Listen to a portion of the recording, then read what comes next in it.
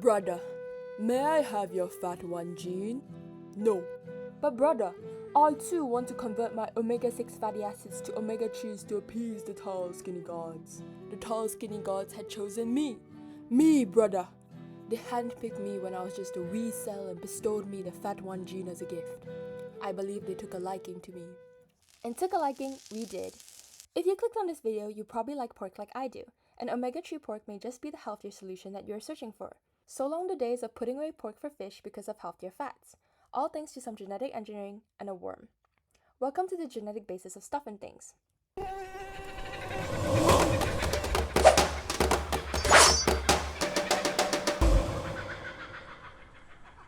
So, why is pork unhealthy?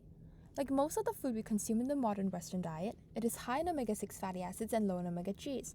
Our body needs a balance of both. Omega-6 fatty acids are pro-inflammatory, which is essential for fighting infections. However, too much could lead to chronic inflammation that is associated with many diseases like cancer and cardiovascular disease. Omega-3 fatty acids, on the other hand, contain anti-inflammatory molecules that help balance this inflammatory response. Mammals rely solely on their diet for omega-3s since mammals lack the FAT1 gene that codes for the enzyme omega-3 desaturase. The enzyme converts omega-6 fatty acids to omega-3 fatty acids by adding a double bond between the third and fourth carbon. The difference in double bond positions is what led to the distinct biological functions of the fatty acids.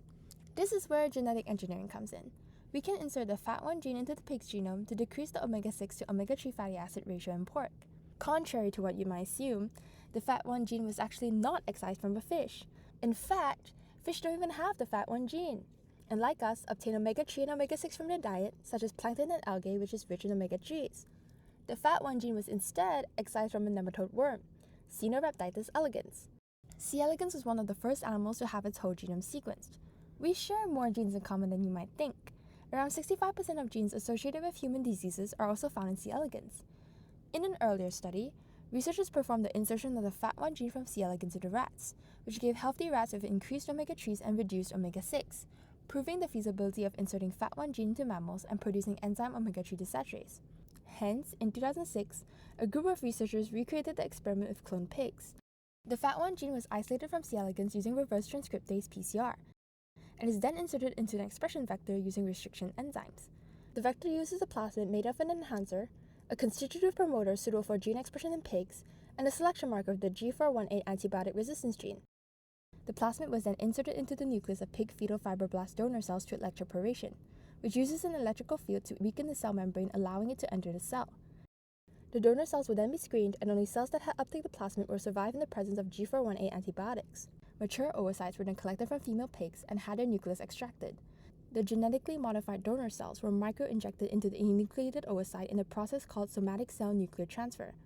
The donor cell and oocyte form the reconstructed embryo and is then inserted into surrogate female pigs, generating cloned piglets. PCR analysis is done to determine which piglets had uptaken the FAT1 gene. Gas chromatography results showed us an increase of 4 times in the total omega-3 percentage and a decrease of 1.3 times in total omega-6 percentage. Since then, researchers have modified transgenic cows and goats to have the FAT1 gene to produce meat and milk with higher proportions of omega-3 fatty acids, potentially providing an alternative source of omega-3, healthier versions of meat and milk, and act as an animal model to study the effects of omega-3 on diseases. Omega-3 transgenic pork is still at its early testing stages. One of the studies fed rats either a normal diet, meat powder of wild-type pork, or meat powder of transgenic pork rich in omega-3. Feeding rats pork instead of their normal diet gives them fatty liver disease. But when compared to the rats that were fed wild-type pork, the rats that ate omega-3 pork had a healthier liver, further proving that a higher level of omega-3 may be able to reduce liver damage. However, it still has a long way to go before it hits supermarket shelves. To put into perspective how long it takes for GMO food to be approved, we have to look at the full timeline of transgenic pork. The same group of researchers who made omega-3 pork worked in collaboration with the Roslin Institute in 1996, and was the first to use somatic cell nuclear transfer to clone a mammal, aka the infamous Dolly the sheep.